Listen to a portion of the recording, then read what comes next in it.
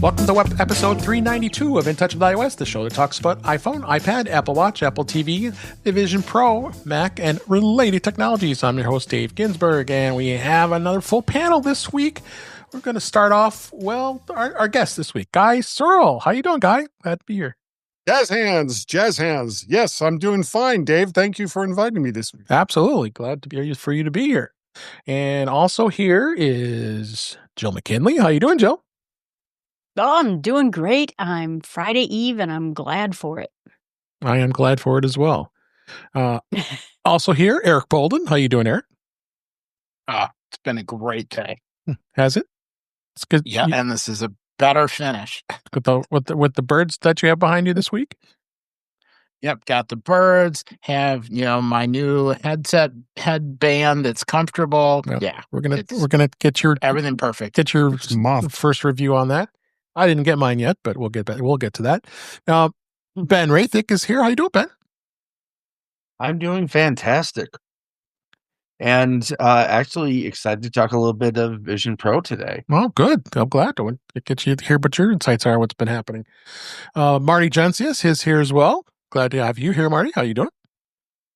A rough week. I just finished doing an accreditation visit on a institution, so it's like 8 hours of meetings on Zoom straight, and then the rest of the time spent writing. So this is a joy point for me in the week. Glad you're here. Last but certainly not least, Jeff Gamet. How you doing, Jeff? I'm doing great. I did not have to do 8 hours of Zoom meetings and then write and accreditation and no, none of that. So I guess that means my day's going well. Okay. I'm glad it is. So we got lots to talk about. My gosh, I couldn't even keep up with all the news this week. Going to be a little heavy in Vision Pro this week because there's a number of things that were talked about this week. We're going to hit on beta's out. Beta 4 was released, and there's a number of other news stories. But let's dive right in, and we'll start off with Vision Pro. In touch with Vision Pro, Apple did release Beta 4 of VisionOS 26.1, and as we do every time with that, nothing was really of any importance about this version. Would you guys agree, Marty and Eric? Yeah, it was just a scripting to firm up the fact that developers will be able to. Some of the things that were tentative the last version are now pretty clear on this version for developers to check and make sure that whatever they're developing fits well with the system. So yeah, for sure. Eric, anything as well? You're not on beta, so I'm not even going to ask you. But the big announcement this week was from actually Samsung. Is this really, you think, a Vision Pro killer? So Samsung did have a big, huge event. I believe it was yesterday. Was it yesterday? I believe it was. Yes. No, Tuesday it was. Excuse me. Tuesday. It happened during Mac Voices. That's right. It was Samsung's Galaxy XR. It's a mixed reality headset now available. They announced this which is going to compete with Apple Vision Pro, and it's at $1,800, which is $1,700 cheaper than the new M5 Vision Pro. But it's much more expensive than Meta Quest VR devices. Samsung says its headset was created with a human-centric design that means to provide long-term comfort. The headset is a frame design, which is supposed to distribute pressure across the forehead and the back of the head, providing support and minimal facial discomfort. And it's got a detachable light shield that offers deeper immersion by blocking out light. It also has a handset that can be used with a headset can be used to without it. So yeah, it's definitely looks like an interesting product. And Marty, did you actually get one? Yeah, I did. There it is. Wow. It arrived really today. big. And I've had about an hour with it. And frankly, I'm pretty impressed. Uh-oh. It's a about a third lighter than the Vision Pro headset. Mhm. That's noticeable. Some ways I don't think they're, the adjustable. It is really a chop shop of all different headsets. Like the back area is the Pro set or the Pro band for Meta with the little dial in the back so you can tighten and loosen it. Mhm. Obviously a lot of this looks like Vision Pro. The light shield is different, and I expected more out of it. There's actually a lot of light leakage. Now, I've only had it on my head for an hour. And so maybe it's adjustments, maybe it's things like that. The setup was pretty extensive, but it was also mixed in with a tutorial in order to do it. There are no googly eyes, eyesight or whatever it is, so you don't have to do personas in that way. Mhm. But it is a combination. I mean, I see this from other headsets. On the side here, there is actually a touch bar that you can use to control things. And that takes me back to Google Glass when they had the sliding touch bar on the side. So it really is like a mashup of some of the parts of the of what we've seen with various headsets at this point. Yeah. You have the specs. The specs are pretty good. Mhm. We'll go The for that. pass-through, I think, is good. I had just gotten to the point to after an hour in figuring out how to set it up and how to attach things to it. After an hour, I got to the point where I was able to open up my homepage with the apps that were in there, and then it was dinner time. Okay. So Mom called me down to dinner. Okay. And so it is. Ben, you said you had more Vision Pro discussion, or did you want to throw any in of what you thought? This would be it. Okay, good. Number one, Marty, you just gave us the comparison before the big outlets. So everybody, you heard it here on In Touch with iOS first. Yeah. Second, I do not see this as a Vision Pro competitor, which is good for Apple. However, I do see this as a Vision competitor, which is bad for Apple because they got to the near consumer level first. This is not going to be as powerful. This is going to have a few drawbacks, including the weird, not having the weird googly eye things. But number one, let's face it, Apple pretty much paid for the LCD display tech in this, since the Vision Pro is using Samsung displays. Right. And two, this seems like it could be good enough where it can sell in numbers where Vision Pro at twice the price can't. The other thing, at Google's ecosystem, especially when it comes to tablet apps, isn't good yet. However, if they can get their tablets in order, and the fact that Google is coming out with a full desktop OS next year to replace Chrome OS, Google could find itself as a full-fledged competitor to Apple, but with full AI integration in a hurry in 2026. Yeah. Okay. I was Go ahead. thinking when you were saying that, and I agree with everything you said, is that it could be. And the question in my mind is it going to be friendly to developers? I keep hearing in stories that Apple's not that friendly towards developers. Developers are hesitant to make things for the Vision Pro. And is Samsung going to open? Is it going to be more open? Because that's the benefit of Meta. There are a million apps. They do amazing things. They're a lot of fun, and everyone's encouraged to make it. And I just, I think that if Samsung is more open, like Meta, then I think it can.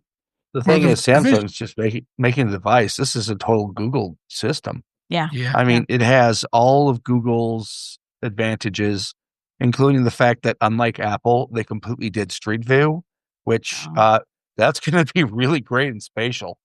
I think the Vision Pro is kind of its own worst enemy as far as developers go. It's such an expensive platform that people have to question, okay, am I going to buy this thing even before the apps come out? And developers are like, am I going to develop for this thing because it's so damn expensive? There's not going to be that many people that want it. So you've got Facebook on the low end at the $500 to $700 mark for the Meta. And that's a sweet spot. Sorry? Less than that, actually, $399 to $500. Okay. Well, I mean, it's it's not that expensive compared to all of the other headsets that are out there. So anybody with anyone who can afford to buy a iPhone every other year can certainly afford to get a Meta headset. And just the sheer number of Meta headsets out there is going to guarantee that you're going to get a lot more developer traction because that's where your money is going to be. So as long as Apple keeps the Vision at the price that it is, at the extreme high end, and this is not dissimilar to the whole Mac Windows thing in the 80s or 90s for that matter. It's just the Mac was so much more expensive, had less applications, and started to get left behind in the OS wars as well as the application wars. Yep. And the Vision could find itself in the same problem. Anybody else want to add anything, Jeff? Sure. Okay. Is this a Vision Pro killer? No. It doesn't matter. That's not a fair question in this case because Apple isn't playing that game. So they're not competing in that space. And Apple has already made it very clear that this is a like a very early release product in a new category. And this is more of like a developer release product that anyone with an extra $3,500 burning a hole in their pocket can pick up. The benefit of doing it that way is that you're not limited to just developers writing and producing for the device because you have users out there that become your de facto beta pool. But everyone's been talking about specs and price on the Samsung thing. It's going to get adoption, not because it's a Samsung device specifically, but because it's running Android XR, and anyone can develop for that, and it won't be just Samsung that has an Android XR face platform out there. So yeah, this isn't a fair comparison, but I'll use it anyhow just as an illustration. Look at iPhone versus Android phones. iPhone is very popular, but overall there are more Android phone users, and the developers have the benefit of they write one Android app and it runs on multiple products. You write an iPhone app and it runs on the iPhone. We will see that same pattern here. And also, when I said this is a new product category, Apple really is trying to craft from whole cloth a new computing platform. How successful they will be, who knows? Because Marty, I think you made the comment about it's good enough for the Samsung thing, and for a large number of users, good enough is more than good enough. True. Go ahead. I suspect this fits. It's amazing if you look at the stats that the specs that are listed in our show notes, and It fits so neatly in between what the Vision Pro is and what the Meta is. Meta is essentially a gaming platform. It is not a productivity platform. Apple is essentially, or the Vision Pro is essentially geared towards productivity and development. And somewhere in the middle there, with the middle price, is the Galaxy XR.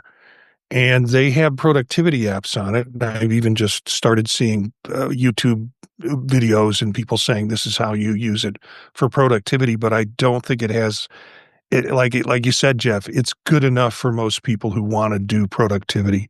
On a you can buy headset. 2 for the price of 1 Vision Pro. Yeah. I hate to say it, but as soon as you started talking about it, I have the Meta, and you're right, it's kind of a fun toy, and I can pick one up anytime I want to get a new one. But suddenly, and I'm not going to get a Vision Pro because it's $3,000. And all of a sudden you said this, and I'm like, well, I could do that. Yeah, and I'm fully into the Apple ecosystem, so this is not. I'm not going to start buying Samsung phones, and everything I do is through the Apple ecosystem. This will be a standalone device. Yeah. And did everybody see the? How many of us saw the presentation that Samsung did? Okay. I'm going to watch it right after this. For those of us who watched it, I don't know if they're going to edit it, but there was some very glaring mistakes that happened during the presentation that was obviously not scripted, where they started talking over before the device could even had a chance to say anything or do anything, and vice versa. The device would start talking before they'd even finished asking the question. And to me, that was like, there's a reason why Apple doesn't do many live presentations anymore. There's a reason why, Steve Jobs famously threw a camera at somebody, told him to fix it because it wasn't doing what it was supposed to do during the demo.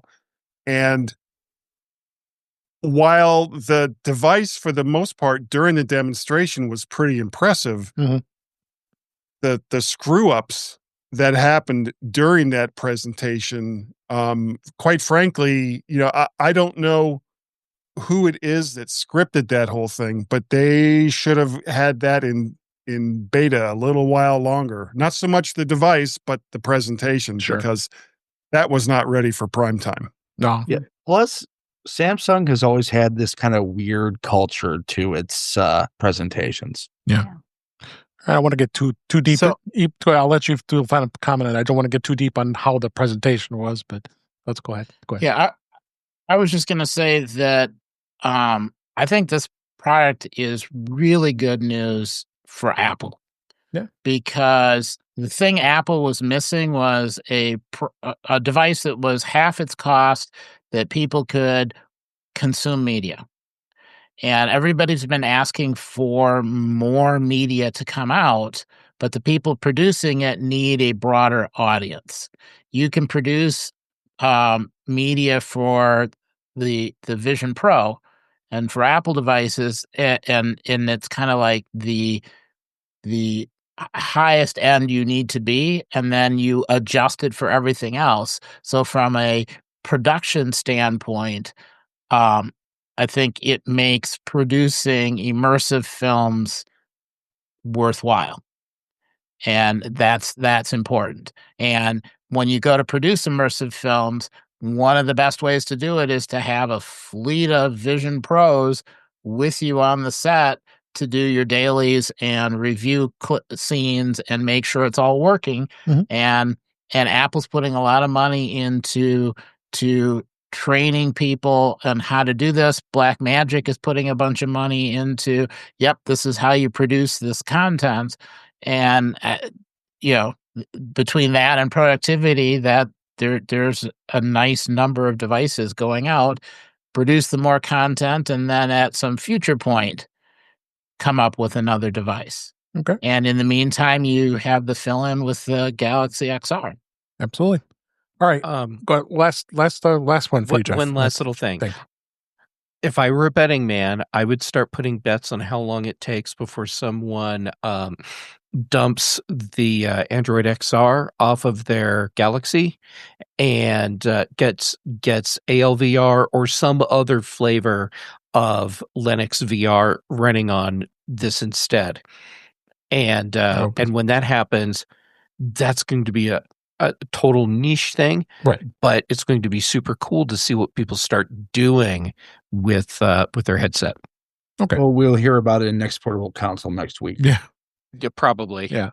All right. Let's move away from this. I definitely want to hear your reviews of it when you've had more time with it, Marty. I would love to hear we'll cover that next week, as well as on Vision Profiles, of course.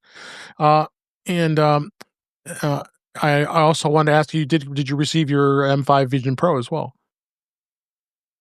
Yeah, I did. Okay. Have not cracked it open yet. Okay. Cracked is probably not the right word to use for one of those. You got deep pockets, I tell you. It's sitting on the floor over there. Okay. So and we got something to look forward to. You're going to get 2 reviews Every from day you is next week. Christmas And at now Marty's Jill has house. something to look forward to as well. Yeah, exactly. All right. Well, we'll put a pin on that, and then definitely come back next week when you've got some more time with both devices, and I can't wait to hear about it. Just a couple of quickie things about the Vision Pro. Apple did kind of vaguely in a press release talking about all the new products, as they confirmed the Vision Pro is not eligible for trade-in, the first gen. So they will not be allowing customers to trade in the original device towards the purchase of a new model or any other device, and I think that really stinks. And it was in a press release that talked about all the new products, the M5 MacBook Pro and the M5 iPad Pro, and then the Vision Pro M5. So you're going to have a lot of disappointed people who, you're only a year and a half in. I mean, it's kind of typical what happened when the first iPhone came out, and then very shortly thereafter, the next model came out, and then people were unhappy. And then on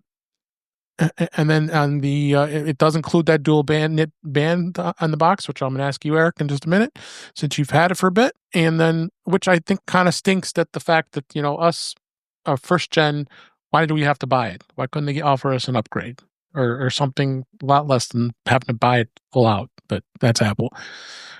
So with no trade-in credit to offset the spending, another $34.99 on the updated Vision Pro. I mean, I think a lot of customers are probably going to pass on upgrading the model, I would think. I just don't see it.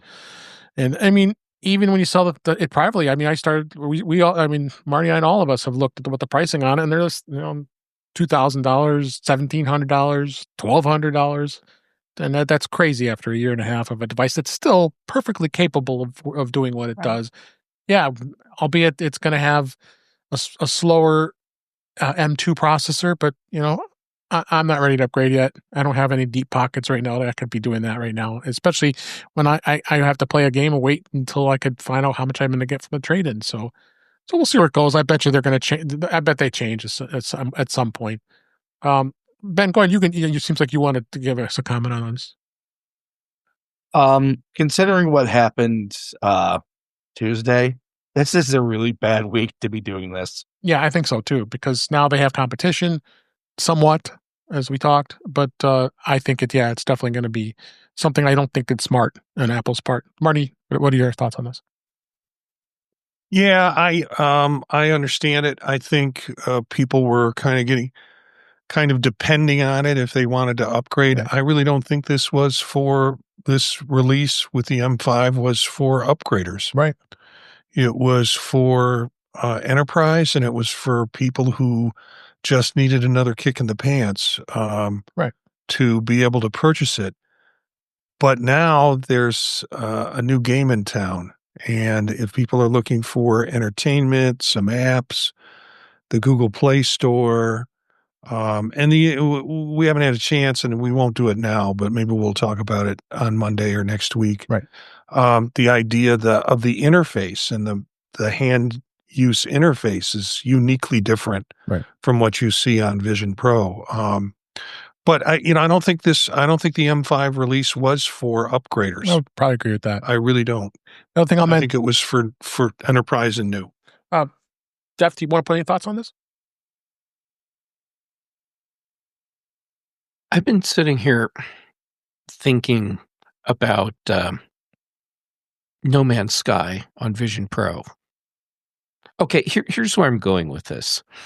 No Man's Sky still a very popular game years after it was released, and it's just like an open-ended fly around the galaxy and do your thing.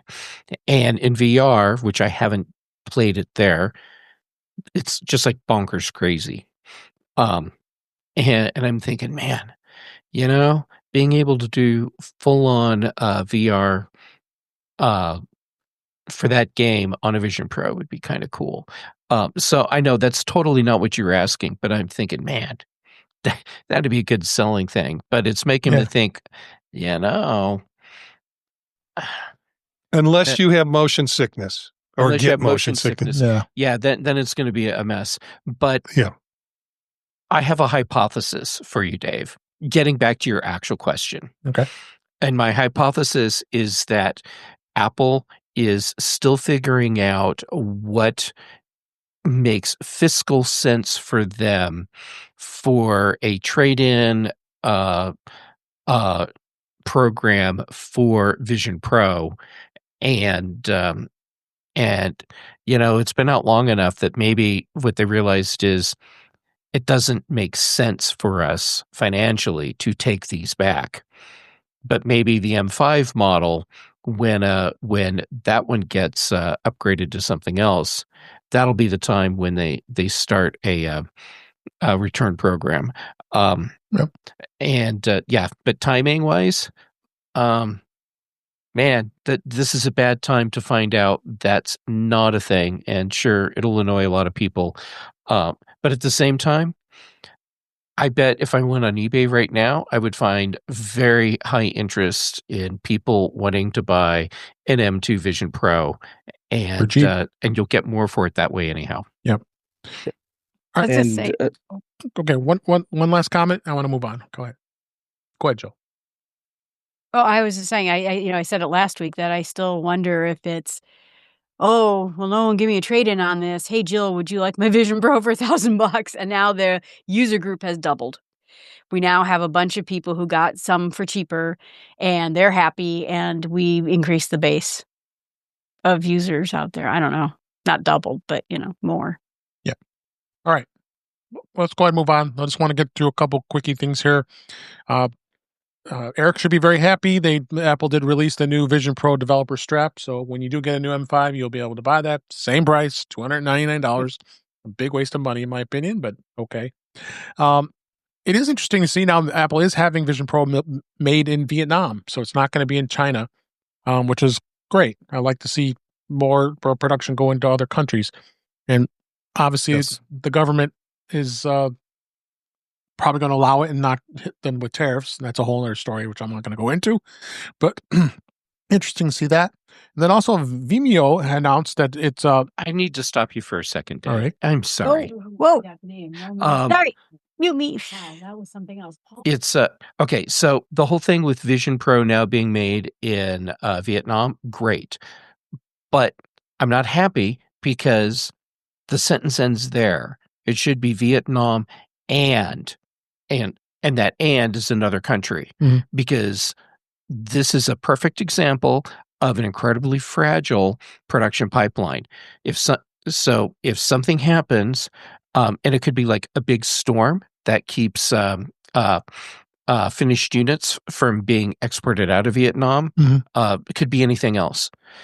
It stops the pipeline. It should always be this country and this country. And I'm hoping that we will soon get the and part of this sentence. The problem with that, Jeff, is scale. It's easy to do it for something like the iPhone because there's so many millions of them that have to be made.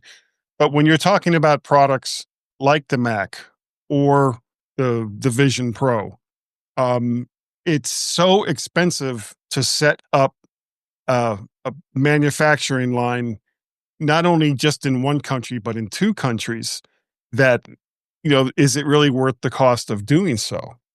Yeah. And you're absolutely right. So, yeah, but yet a perfect example of how companies are more than willing to have incredibly brittle production pipelines, including Apple. including Apple. Right. Okay. So I'm going to go ahead and move on. Vimeo announced support for 3D video formats on the Vision Pro. That's great to hear. So we're seeing more support for 3D viewing on that. So check that out. All these articles are in the show notes, so check that out. So let's go ahead and move on. I want to talk a little bit about beta. Apple did release all the betas on iOS, iPadOS, macOS, and then and others. They all were released. watchOS, tvOS. Some of the things that they've added more languages for Apple Intelligence. The Liquid Glass has been expanded to the iPhone's app keypad, and then Apple Music has a new swipe gesture for changing tracks. And there's a visual change to the calendar, the Safari, and Photos. It's going to be out. It is out now. If you're beta testing, public beta is out as well. So they're saying that probably the betas won't be, or the final release may not be until, I would probably say, November at this point. So a couple things I wanted to mention too is in iOS 26.1, the transparency toggle. I think that's something that's going to be exciting for a lot of people who cannot stand liquid glass. So you're now going to have a toggle for customizing the look of liquid glass. Under display and brightness, there's going to be an option to switch between clear and tinted settings. So you can adjust that to the way you kind of like it. It's going to be a lock screen camera swipe. In the camera section of the settings app, there's a lock screen swipe to open the camera setting, and turning it off disables the feature where the swipe left to open the camera is not from the lock screen.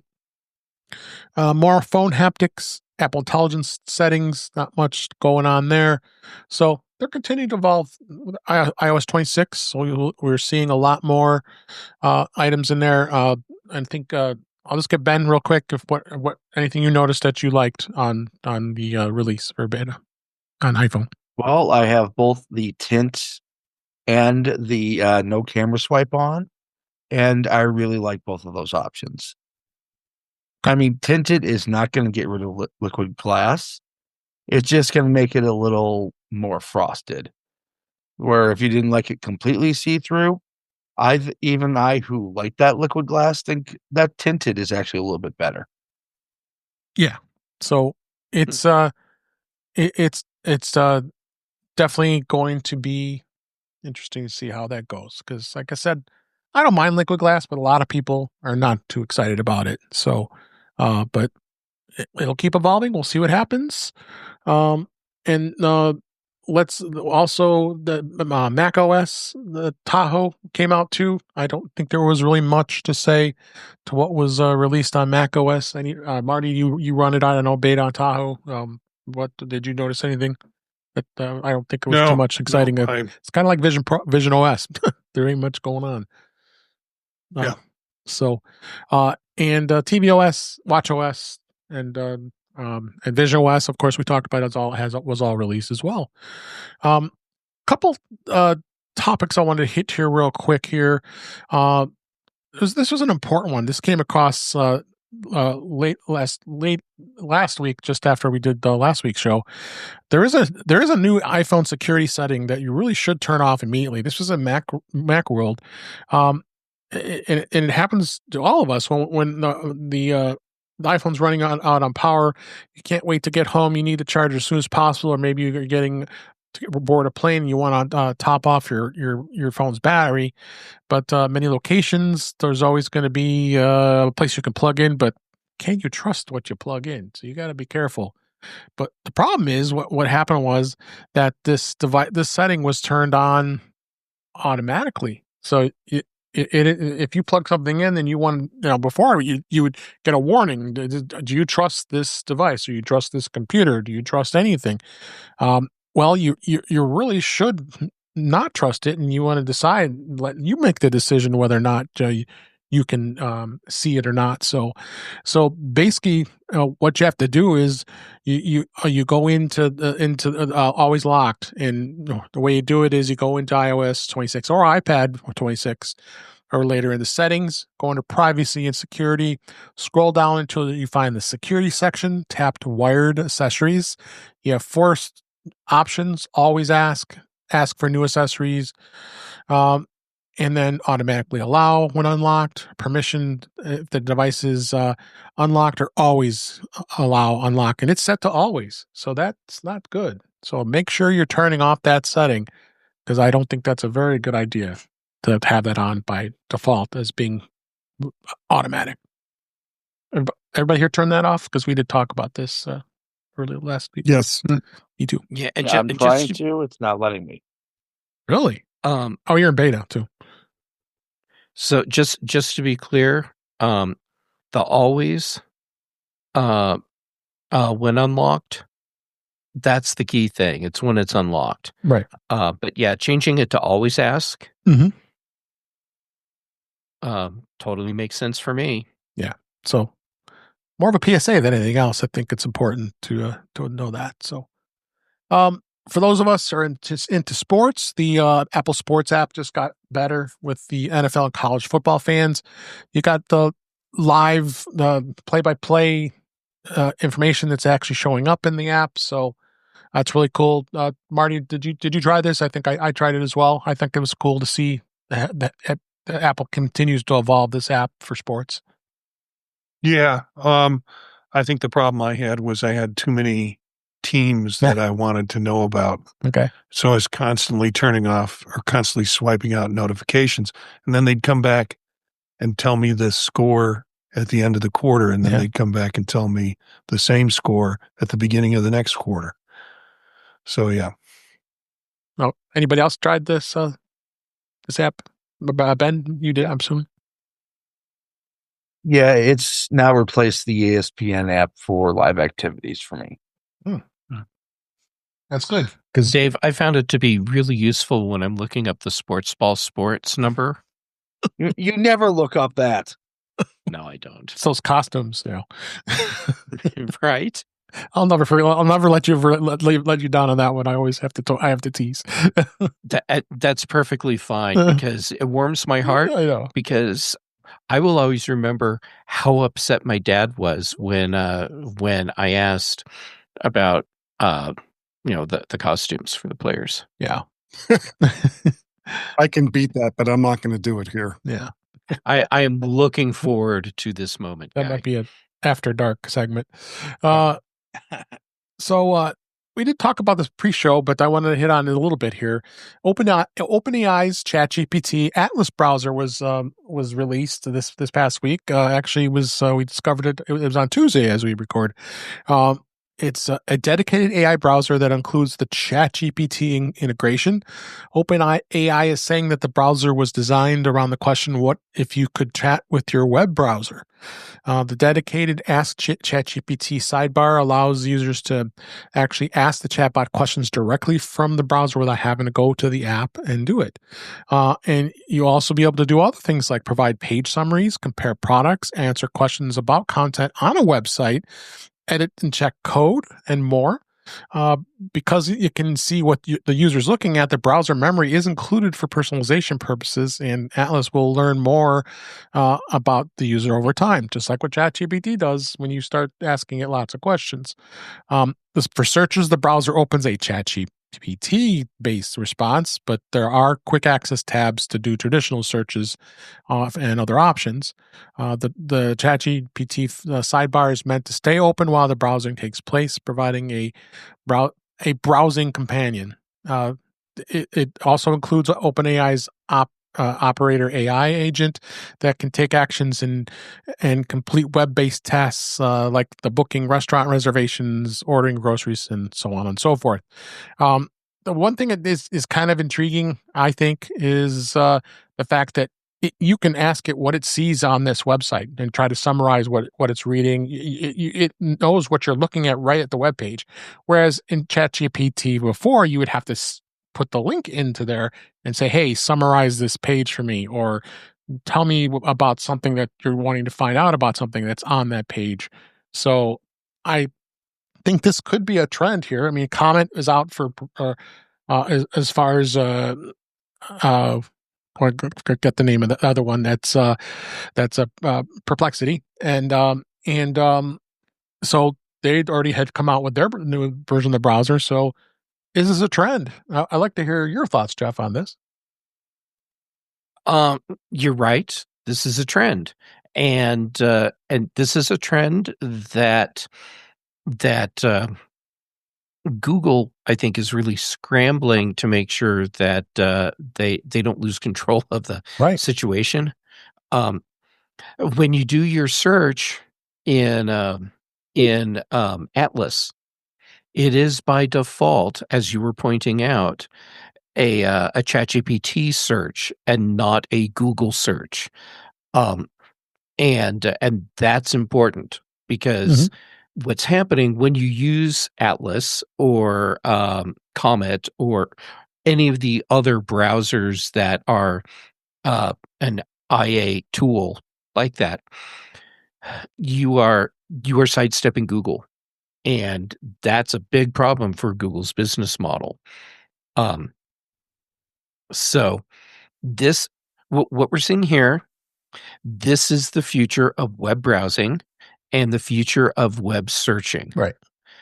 And how well that plays out overall, I don't think is a matter of how good the browser element is in these apps. It's going to be how good are the systems at really being able to learn and understand what you're looking for, and will they be able to find that content, or is it going to favor AI slop content? Which is not to say all AI generated content is slop, but there's a lot of vacuous AI content out there that will pop up even in Google as a top search result.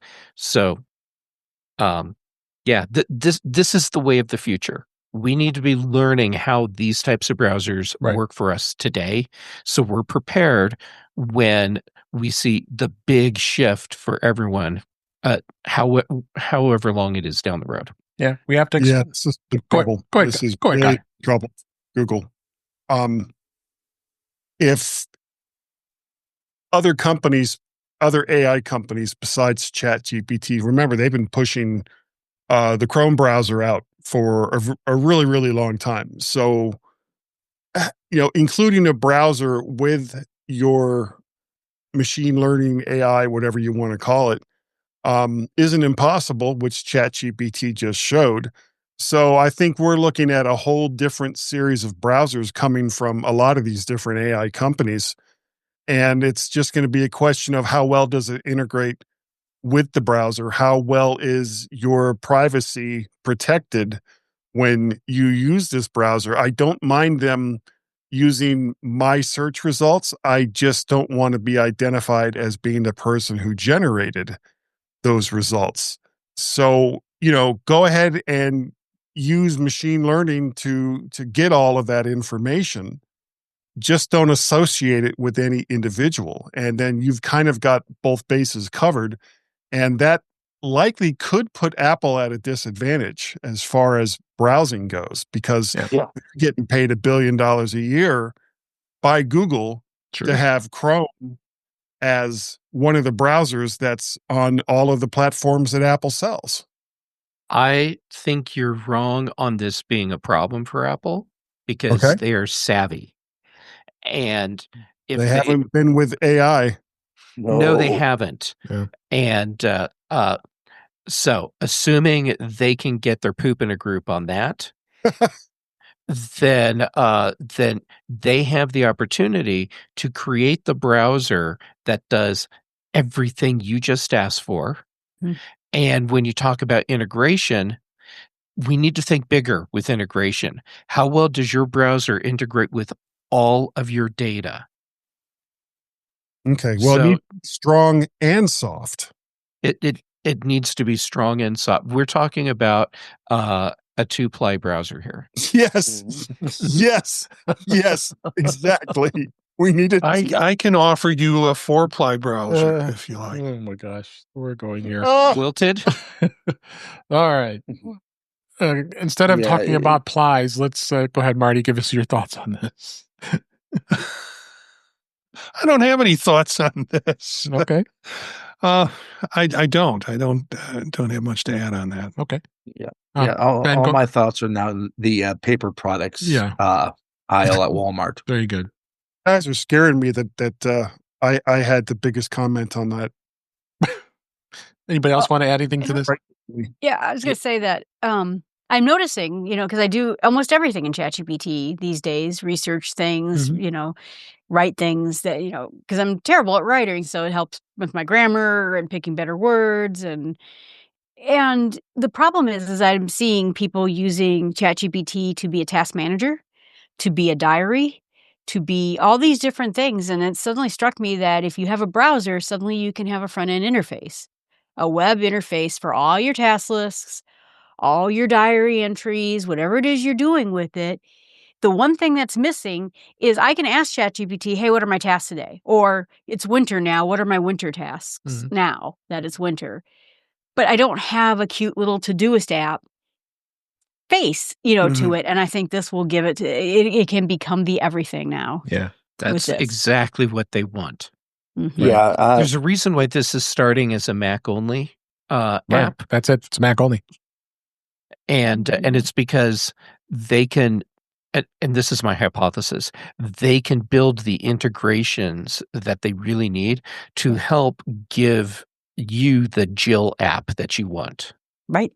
That's what I want. I want my own Notion, built for me, and they can do it. All right. Because let's be perfectly honest here. Number one, I think we're far past the point where ChatGPT can be seen as anything near a fad. It is clearly going to be the future. Yeah. And these guys want to be your system at some point. They are where Google was 20 years ago. Right. I think that's why Microsoft is having a divorce with ChatGPT, a slow divorce with them. They see the writing on the wall. Oh, I'm seeing Isn't Copilot powered by ChatGPT? It is, but now they're starting to say we're going to mix it up a little bit. I think they made a deal with Perplexity, so they're it's a slow divorce. Okay. Yeah. Well, we'll see. I just put a link in our chat that was an article that came out late today. OpenAI acquires Apple's shortcut creators to bring deep Mac integration to ChatGPT. So if they have shortcut creators that can develop, and this was announced the day after Atlas came out. Right. If they have shortcut creators, they can create the Jill interface. Mm-hmm. Yep. Okay. Thank you for the validation, Marty. I had no idea this article was out there. And we have it in our show notes now. I'm looking forward to the show notes. Yeah. We all are, Guy. Yeah. All right. Let's move on to some news this week. And I know this is going to be something that's really good for Ben here. GM is to remove CarPlay from all future vehicles, including gas cars. General Motors has begun the phasing out the CarPlay in its electric vehicles. They did that back in 2023, leading to complaints from iPhone users, but the company has no plans to back down. In fact, they're going even further to plan to remove CarPlay. This was an interview with The Verge, and CEO Mary Barra says that the company opted to prioritize its platform for EVs, but the change will eventually will expand across the entire GM portfolio. Says a lot of plans, quoting her, is a lot depends on what you do and update to that vehicle. When you look at the fact that we have over 40 models across our portfolio, you just don't do this and then say they all update. As we move forward to each new vehicle and major new vehicle launch, I think we're going to see consistent on that. And we made a decision to prioritize our EV vehicles during this time frame. But as we move forward, we're going to continue to do it across the portfolio. And goes on and on, but all these decisions, and let's face it, I just don't see how this is going to help GM in the long run. It's not. What do you think, Ben? Yeah, I'm going to let Are you. they saying? Go ahead, Ben, go first. Thanks. Thank you. Well, they can keep the leadership right where they are when they tear down the Ren Center. Yeah. This is the stupidest decision GM has ever made. It pretty much just says, hey, if you're not using Android, we don't want you buying one of our cars. Yeah, that's what I think. I'm never going to buy a GM car ever again. If I haven't owned one in many, many, many years. So, yep. And this is coming from a person who my great uncle owned a Chevy dealer. Yep. So growing up, my loyalty was to General Motors. Yeah, this makes it completely impossible for me to buy any GM product. Yep. Go ahead, Guy. Now, is what I'm curious about from the way that you phrase that, does that mean that if people bring their car in for whatever kind of service and they do a update on their infotainment system, that CarPlay will start working on older models as well? No, I don't think so. Okay, I Wouldn't would surprise me. I'd be surprised. But yeah, I won't be buying. My criteria for a car, it has to have blindside monitoring and it has to have CarPlay. Right. And if it doesn't have those two things, keep the car. I don't want it. Right. Jeff, what you think? I think this is a stupid move on GM's part. Yep. And shows that they put shareholder value over customer value. Like this is a surprise. That's how so many industries work.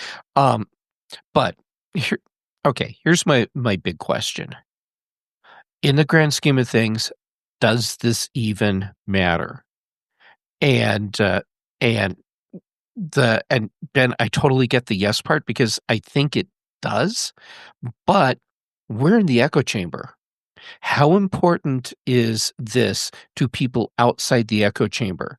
Now, I can say anecdotally, it's really important, but that's because the people that I encounter on a regular basis who find this important are either, even if they're not in the echo chamber, they're very much into their Apple products, or because they know me, they have more information about products, and therefore they have a higher interest in CarPlay. Oh, my non-techie best friend will not buy a vehicle that does not have CarPlay. He just puts a brand new stereo in his truck to make it work with CarPlay. Yeah. Okay. Yeah. Jeff, you said that the GM is placing their shareholders above their customers. I can't believe the shareholders are wild about this decision either, because the shareholders want to see their stock go up, not go down. Mm-hmm. That's a really good point. But it will, because selling services is the next new thing. And so now you can't. So my non-tech friends are totally into this, and even the ones who are not in our ecosystem, because it's also Android too. So it's none of them. So now you're going to have to buy GM service to do all the things that you used to be able to do for free. Right. And that's where they're going to get their money. And so they're betting that this is going to be more money than the cars. They're stealing data as well. I will say that it's not going to use Android Auto. However, it is an Android automotive-based system. Right. But you can't just plug an Android phone into it and have it work unless somebody comes up with an app for that. But it works directly from the Play Store. Yeah. Crazy. Eric, you want to add anything? What does this do to accessory makers? Because now you have an old car that doesn't have CarPlay. You can just go out and buy a radio that has CarPlay. Sure. With how they're doing this, it wouldn't make sense for them to let anybody swap a radio out, because that would break their ecosystem. It would probably break the car as well. I have a hypothesis. We're at the point now when when these kinds of devices are no longer interchangeable with other devices that do the same thing.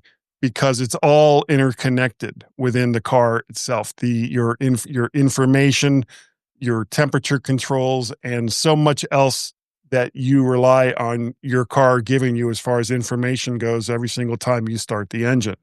So you can't just replace the radio. You're not driving a 2016 Nissan. You're driving a car that has a 22-inch screen in it, and trying to replace whatever kind of interface that they have that uses that screen is going to be impossible. Yeah. Go ahead. Well, Jeff, you're going to be the last word on this with your hypothesis. Oh, sorry, Jeff. Oh, okay.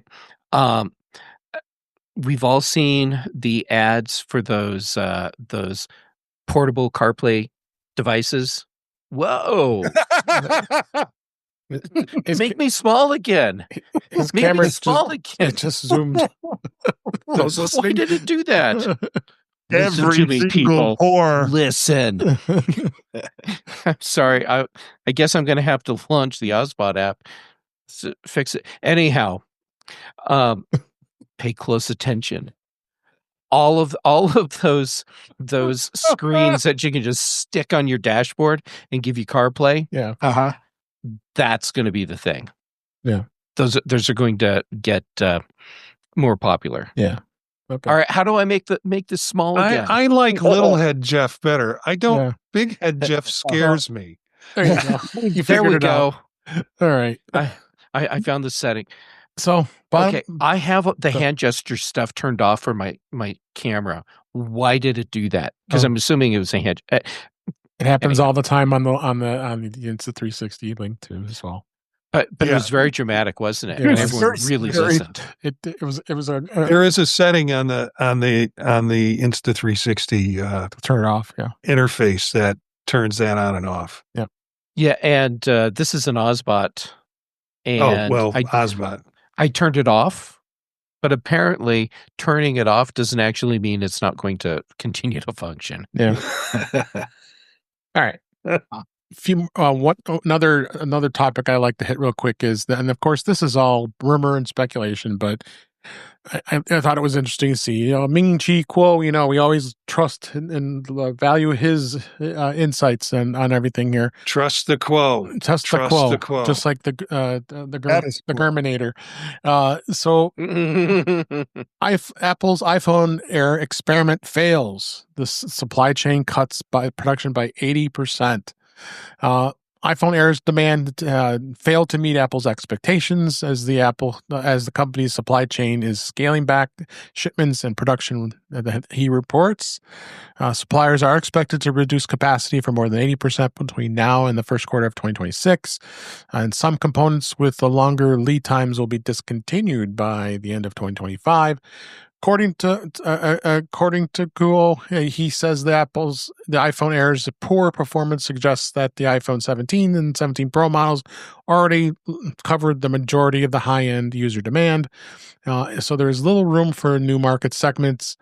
And you go on and on about some of the other production questions, and then the fact that Samsung is also going to cancel development of its next generation Galaxy S series because of disappointing sales. And Marty, you have an iPhone Air, and do you think this is something? Love it, and you like it? Okay, yeah, and other people that have it that have gotten it love it too. I mean, that I've been communicating with, but I don't know. I think the fact that they're making shifts in their supply chain doesn't necessarily mean that the product is dead.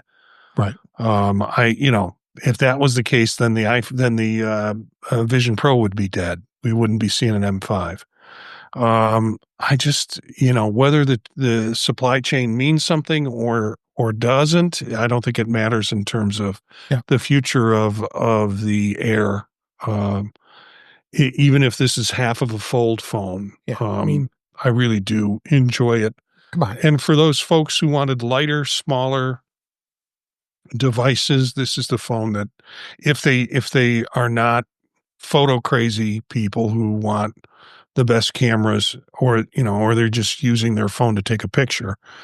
This is the phone for them to get, I think. I mean, give me a break. The phone just came out in September. We're in October. I mean, Yeah. And you're already deciding this a month into this just because you're just kind of just guessing. And I mean, you have, that's why sometimes I don't even want to bring up these rumor and speculation stories, but I just be curious to see where the iPhone Air goes. I mean, it's a nice phone. It's not for me, but I think, like you said, Marty, you like it, and I'm sure it's becoming kind of your daily driver now, right? You like it, instead of you have your 16E, you don't even use anymore, right? My 16E is shut off. Couldn't sell it because they won't take it. It's a new model, right? Because there's no replacement for it. So I have that sitting on my desk, and I have the 17 Pro Max. On the charger all the time, because I'm not, when I go to school or go out, to do something, I grab the Air. Good. Ben, did you want to add something to this? Yeah, this was never meant to be a high volume product. Yeah. I mean, especially with that single camera. This is the product kind of like the iPhone 10 back in the day. That sets the table to what the iPhone's going to be like for the next 10 years. I think the next generation of other iPhones are going to end up being a lot thinner because of the Air. Yeah. Technology be there. Anybody want to add anything else? Yes. Okay, go ahead, Jeff. Go ahead. Okay. First off, why does everyone take Ming-Chi Kuo as some sort of arbiter of Apple truth? He does not have the information to do more than weave a tapestry from a single thread.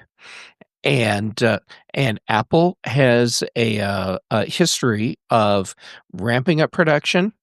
And then after product release, they scale way back on what they're ordering from their for their supplies, for their parts, because they've already done the big ramp up.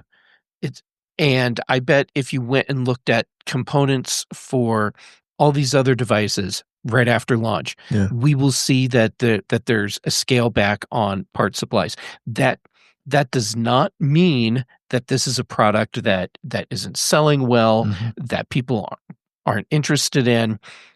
Here's the scenario in my head that has to happen for Ming-Chi Kuo to really be able to say what he's saying with authority. Okay, the Apple parts ordering person walks into the grungy little office, and he goes, "Hey, Vinny, so that new iPhone Air we making, it's kind of tanking, if you know what I mean. So let's on the lowdown not order so many bolts and crap for that thing, right?" As if something like that would ever happen. Yeah. And that's the only way he could actually know that it's not selling well. It's because someone who has the information says it's not selling well, and here's the spreadsheet with the data to back it up. Right.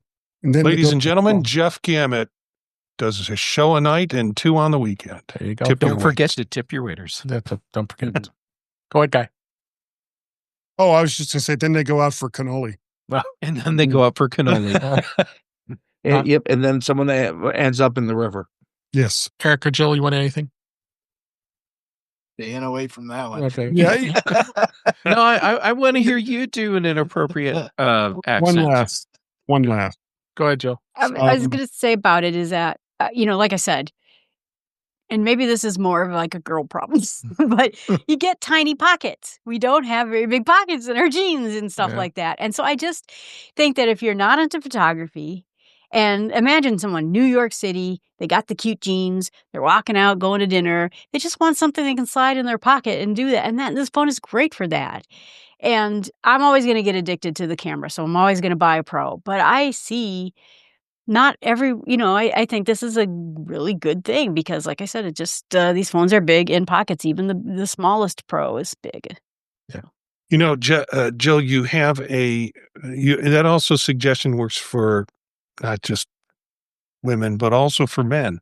I keep my phone in my breast pocket. Oh, yeah. If I get a 16 or a 17 Pro Max, every time I bend over, I feel like it's going to fall out of my pocket. Yeah. The weight's going to take it out of my pocket. So smaller phones. Don't you do it, Guy. No, I'm just being very quiet. Okay, here. please. I'm quiet. He's Plus, biting his tongue. everybody who has talked about the Air absolutely loves it. Yeah.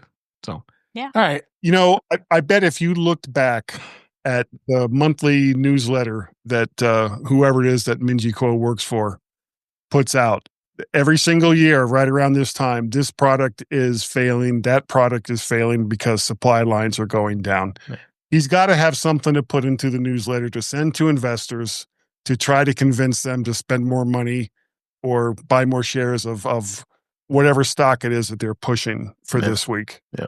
It's shameless what these analysts will do to get headlines. Yeah. I'm still not going to say what I was thinking about. Yeah, just please a don't. second. I'm gonna hit to the chat here. YouTube.com/InTouchWithIOS. I didn't mean to ignore you guys. Webb Bixby's been in there. Great to have you. And he talked about the GM thing. He says expletive GM, and then he also says he's an admitted Ford guy. And then Jeff, you have a big head that will stick. It's going to be a thing. Yeah, it's going to be a thing. That's probably going to end up on T-shirts. It could. Yeah, just hold up your hand again and go like this. It could. Yeah, let's see if I fixed it. Looks like I did. All right. Anyway, couple quick stories here. The cosmic orange of iPhone 17 Pros, like I have here, is apparently some are experiencing a discoloration issue. Apple is facing a small but growing cluster of reports that the new cosmic orange finish on the iPhone 17 Pro and Pro Max is shifting towards a rose gold or pink hue for a subset of users, in some cases prompting device replacements. Multiple posts on Reddit and TikTok have, over the past week of this week, described the color of the anodized aluminum frame on the 17 Pro changing over time, which the time is only a month. That's just crazy if that's happening, And so they went through and said this, and some reports of saying that it was due to contact with peroxide-based solvents or prolonged ultraviolet exposure.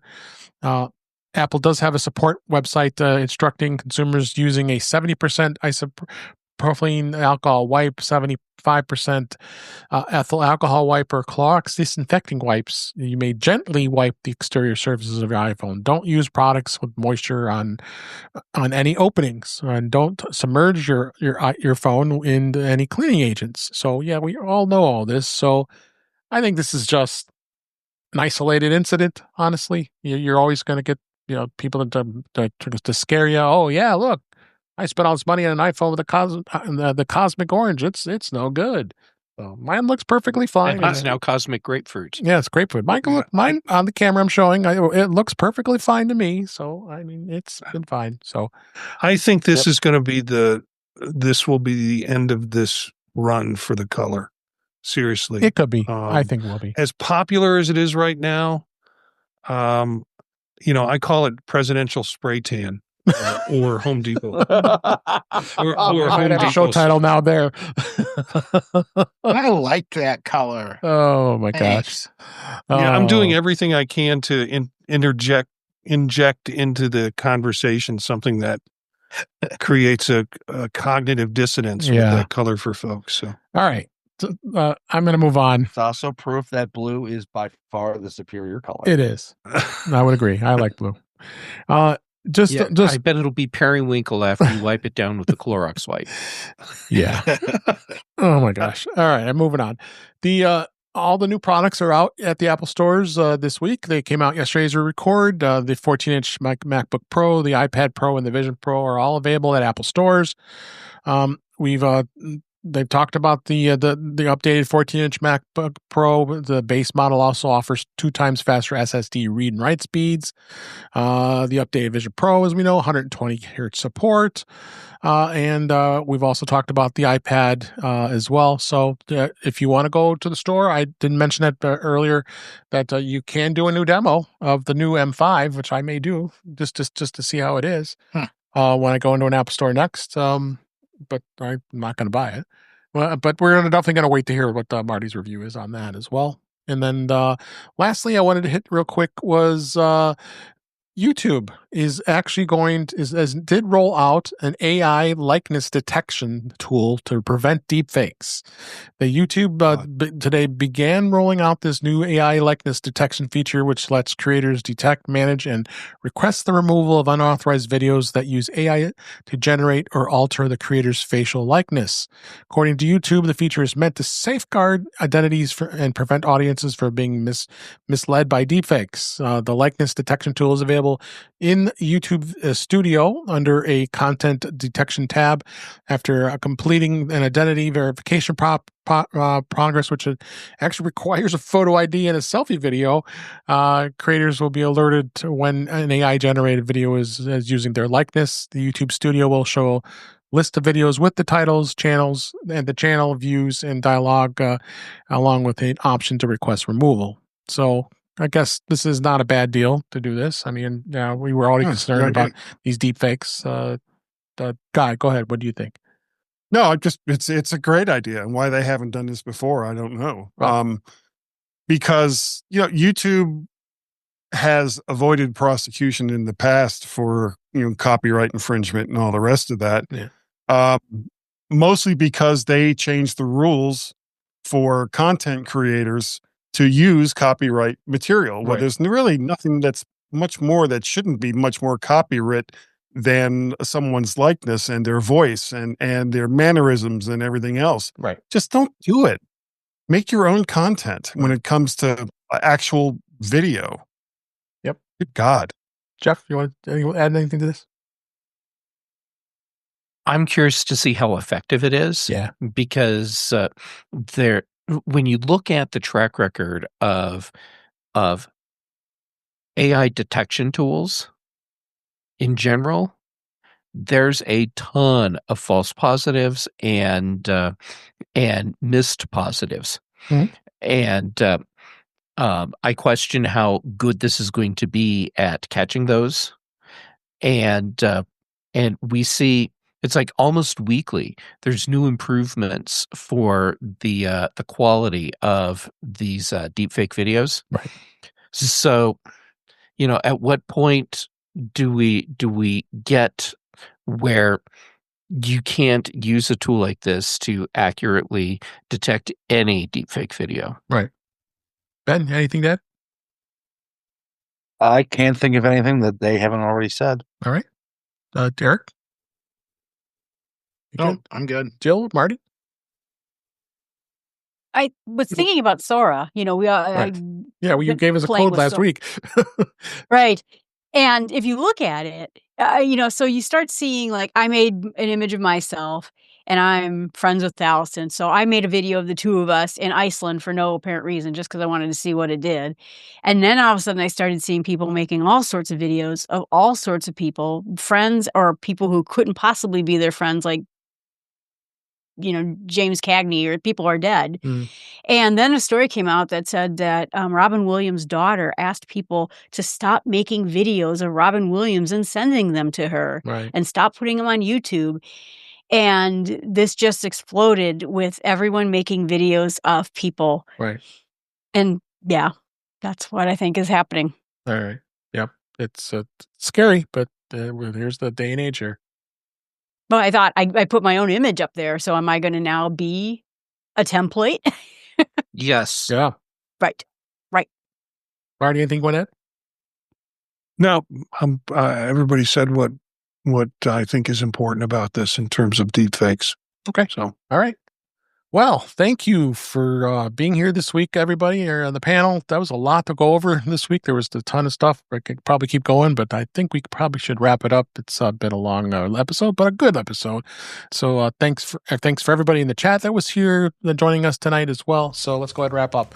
That's a wrap for this week. Please send your comments, questions, and suggestions to our email address, which is feedback@intouchwithios.com.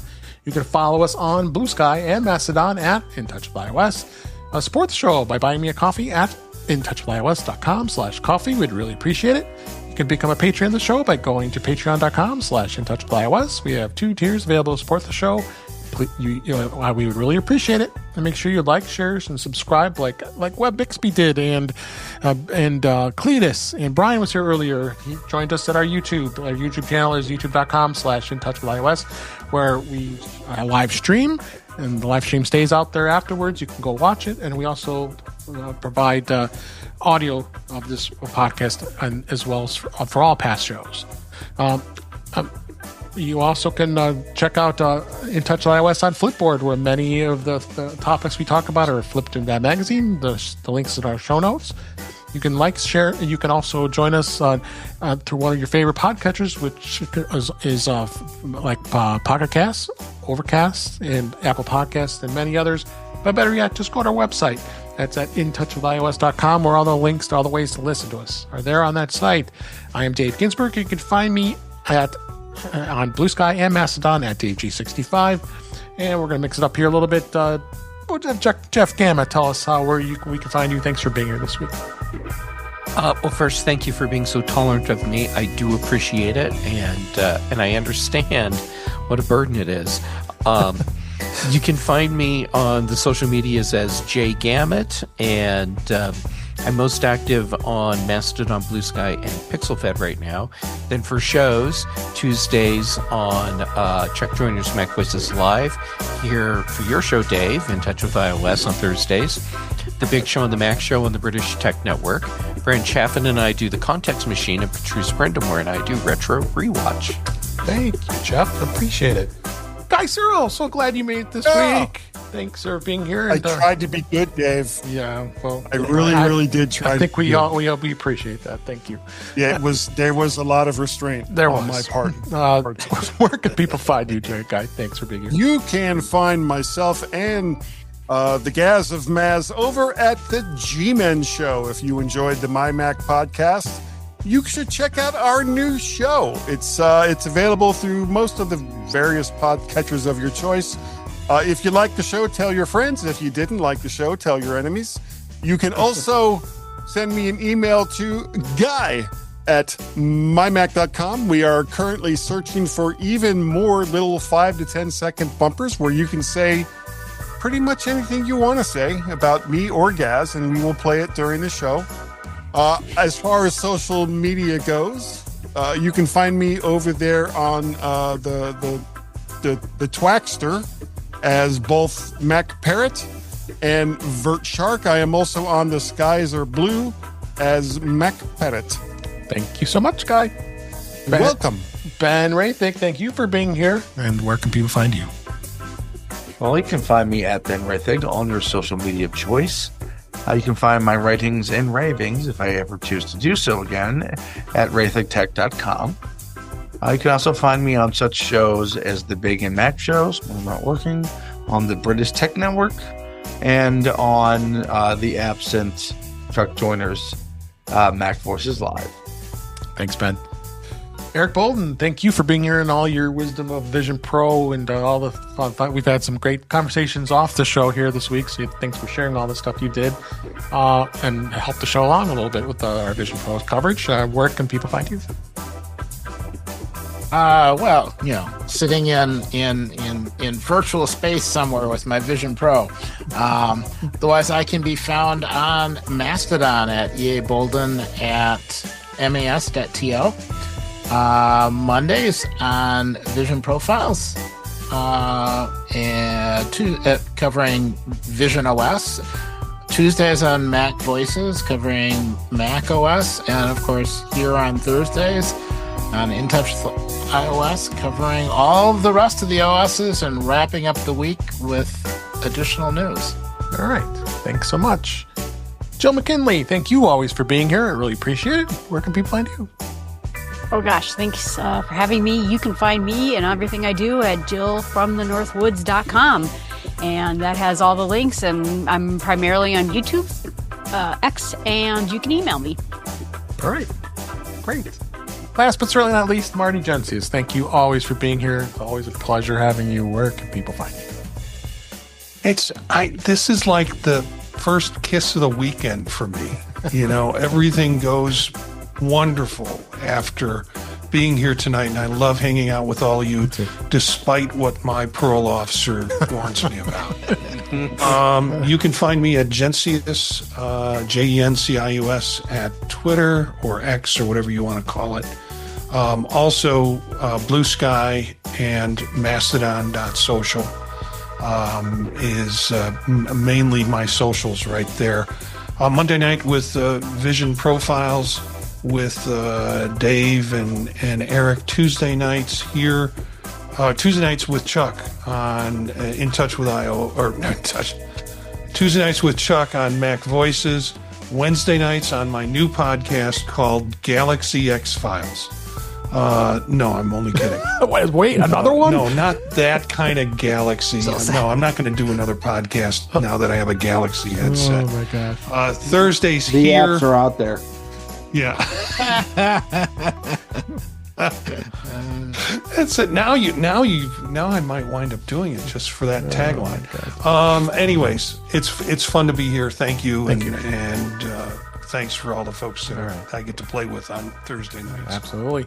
Thank you, everybody who listened, who watched, is here to enjoy the show. We enjoy doing it and have such great panels every week.